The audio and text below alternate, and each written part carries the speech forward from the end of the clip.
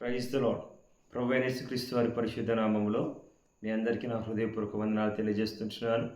దేవుడు మిమ్మును మీ కుటుంబములను దీవించును గాక. నా ప్రియమైనటువంటి వారులారా, గడిచిన దినములన్నిటిలో ప్రభు మనల్ని కాపాడుతూ వస్తున్నారు. దేవుని యొక్క మహా కాపుదలను, సంరక్షణను మనం అనుభవిస్తూ ఉంటున్నాం. అందును బట్టి దేవుడిని స్తుతిస్తుంటున్నాను. దేవుడు అనుదిన వర్తమానాలతో ఎంతగానో మనం బలపరుస్తుంటున్నారు. అందును బట్టి దేవుని నామాన్ని గణపరుస్తుంటున్నారు. కొండ మీద ప్రసంగంలో నుండి ఎన్నో విలువైన సత్యాలను మనం తెలుసుకుంటున్నాం. ఈ కొండ మీద ప్రసంగంలో ప్రభువు మాట్లాడేటువంటి అనేకమైన మాటలు మన అనుదిన జీవితాలకు చాలా దగ్గరగా ఉన్నాయన్న వాస్తవికతను మనము గ్రహిస్తున్నప్పుడు నిజంగా దేవుని యొక్క త్రోవలలో ఆయన మార్గంలో నడుచుటకు ఎన్నో మార్గాలను ప్రభు మనకు తెలుస్తూ ఉంటున్నాడు. అవునండి, ఈ మాటలు మనం వింటున్నప్పుడు మన జీవితంలో సరిచేసుకొని ప్రభు యొక్క పోలికలోనికి మార్చబడుతూ ప్రభుకి ఇష్టకరమైన జీవితాన్ని జీవించడం కొరకు మనలో మనము ఆయత్తపరుచుకోవాల్సిందిగా దేవుని దీన సేవకునిగా మీకు మనవి చేస్తుంటున్నాను. కొండ మీద ప్రసంగంలో అనేకమైన విషయాలు మనం ధ్యానిస్తూ వస్తుంటున్నాం కదండి. ఈ దినము కూడా మరొక విషయాన్ని మనం ధ్యానిద్దాం. మత్తయి సువార్తలో 5వ అధ్యాయము 33 నుండి 37 వచనం వరకు ఉన్నటువంటి ఆ మాటలను గురించి, లేదా మన యొక్క నోటి మాటలో ఉన్నటువంటి స్థిరత్వాన్ని గురించి ఒక క్రైస్తవునికి, క్రీస్తుని వెంబడిస్తున్నటువంటి నిజమైన శిష్యునికి ఉండవలసిన మాట లక్షణములను గురించి అక్కడ వ్రాయబడి ఉంది.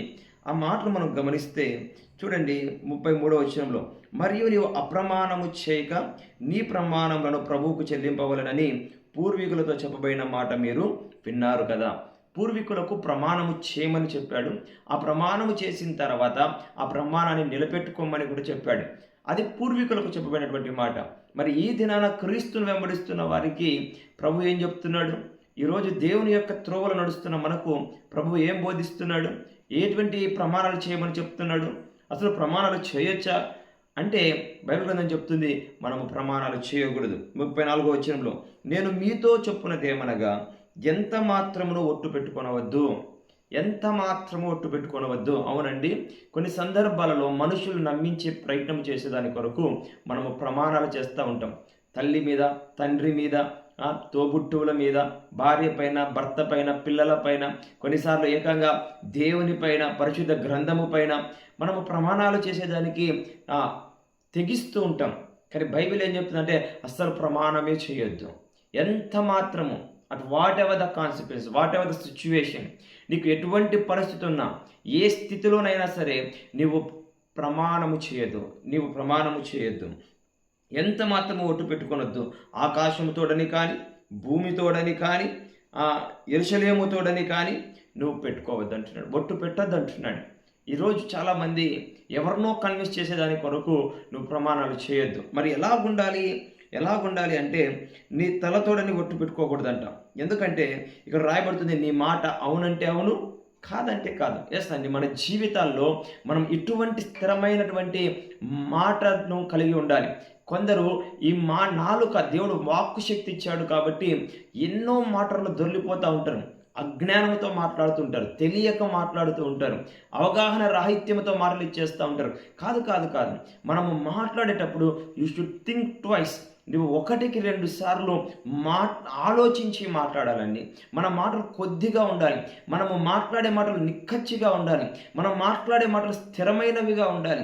అటువంటి వాక్కును మనం అలవర్చుకోవాలి. యేసు ప్రభువు వారు అంటున్నారు, నువ్వు అవునంటే అవును, కాదంటే కాదు. అటువంటి శైలిని మనం అలవరుచుకోవాలి. అది దేవుని యొక్క జ్ఞానానుసారంగా మాట్లాడేటువంటి మాటలు, దేవుని యొక్క చిత్తానుసారంగా మాట్లాడేటువంటి మాటలు. కొందరికి ముందు తెలియదు, వెనుక తెలియదు, కానీ మాట్లాడేస్తుంటారు. ఒక వ్యక్తి గురించి తెలుసుకోకుండా మాట్లాడేస్తూ ఉంటారు. పైపెచ్చు వారు ఖచ్చితంగా నిక్కచ్చిగా చూసినట్టుగా మాట్లాడుతూ ఉంటారు. కాదండి, మనకు ఏది తెలుసో, ఎంత వరకు తెలుసో, ఎక్కడి వరకు మనకు అవగాహన ఉందో అక్కడి వరకే మనం మాట్లాడాలి. మాటలు మనము చాలా పొదుపుగా ఉంచుకోవాలి. అందుకని యాకోబు భక్తుడు అంటాడు కదా, మీరు వినుటకు వేగిరపడాలి, మాటలాడుటకు నిదానించాలి అంటాడు. మనం మాట్లాడే విషయంలో శ్రద్ధ చూపాలండి. చాలామంది మాటల విషయంలో జాగ్రత్త తీసుకోరు. కానీ మనం ఏం చేయాలో తెలుసునా, when you speak you should take care about your words. నీ మాటల విషయమై నువ్వు జాగ్రత్త పడాలి. ఎంత ప్రత్యేకమైనటువంటి మాట యేసు ప్రభువు ఇక్కడ ఉపయోగిస్తున్నారంటే, నీ మాట అవునంటే అవును, కాదంటే కాదు. ఇంతకి మించి పుట్టినది అది దుష్టుని నుండి పుట్టినది అంటున్నాడు. సాతాను నుండి పుట్టేటువంటిది, కీడులో నుండి పుట్టేటువంటిది, చీకటిలో నుండి పుట్టేటువంటిది. ఎప్పుడైనా మన జీవితాల్లో నీవు ఒక్కసారి అవునంటే అవును, లేదా కాదంటే కాదు. కొంతమంది మాటలు నాంచుతూ ఉంటారండి, దాటి వేస్తూ ఉంటారు, అవసరాల నిమిత్తం దాటి వేస్తూ ఉంటారు. అలా కాదు, అవునంటే అవునని చెప్పండి, కాదంటే కాదని చెప్పండి, చేస్తానంటే చేస్తానని చెప్పండి, చేయకపోతే చేయనని చెప్పండి. ఏం బాధ లేదు. నీ చేతను ఏదైతుందో అదే నేను చేయగలను చెప్పండి. అంతేకాని ఒక వ్యక్తికి మచ్చిక చేసేదాని కొరకు, ఒక వ్యక్తిని సంతోషపరిచేదాని కొరకు, ఒక వ్యక్తిని కంఫర్ట్ చేసేదాని కొరకు నీవు మాటలు అనేదాన్ని నాన్చొద్దని దేవుని సేవకునిగా వాక్యానుసారంగా మీకు తెలియజేస్తూ ఉంటున్నాను. నీ మాట ఎప్పుడైనా సరే అవునంటే అవును, కాదంటే కాదు. కొంతమంది ప్రమాణాలు చేస్తారండి, కొంతమంది మాటలు ఇస్తారండి, తర్వాత ఆ మాటల విషయంలో ఎప్పటికీ వారు ఆలోచన చేయరు. ఈ రోజు గడిచిపోతే చాలే, ఈ దినం గడిచిపోతే చాలు, ఈ సమయం గడిచిపోతే చాలు అని చెప్పి ఎన్నో రకాలుగా మాట్లాడుతుంటారు కొందరికి. అందుకనే ఆ మాట తీరును బట్టి వారి జీవితానికి విలువ లేకుండా వెళ్ళిపోతుంది. వారి జీవితాల్లోనే ఇదిగో ఆ వ్యక్తి మాట్లాడతాడంతే, అవి మాటలకే పరిమితం అవుతాయి. ఆ వ్యక్తి చేయడు అనేటువంటి ఒక నీ జీవితం పైనే మనుషులకి నీ విలువను కోల్పోయేటువంటి పరిస్థితులు ఏర్పడుతూ ఉన్నాయి కదా. అందుకని మనం మాట్లాడే విషయంలో జాగ్రత్త చూసుకోవాలి. మనం ఏమి మాట్లాడుతున్నామో జాగ్రత్త చూసుకోవాలి. మన స్థితి ఏంటో ఆలోచించుకొని మాట్లాడు. కొందరు తమ స్థితికి మించి మాట్లాడుతుంటారు, డంబములు మాటలు మాట్లాడుతూ ఉంటారు. వారి స్థితి ఏంటి, నా పరిస్థితి ఏంటి, నేను చెప్పే మాట జనులు ఎలా వింటున్నారు, ఎవరు ఎలా స్వీకరిస్తున్నారు, నేను మాట్లాడొచ్చా మాట్లాడకూడదా, ఈ మాటల వలన వినే వ్యక్తికి ఉపయోగం ఉందా, ఎస్ నేను మాట్లాడుతున్నప్పుడు ఈ మాటలు ఎదుటి వ్యక్తికి దీవెనకరంగా ఉన్నాయా, లేదా నన్ను కనపరుచుకుంటున్నానా, ఇవన్నీ పరిగణలోకి తీసుకోవాలండి.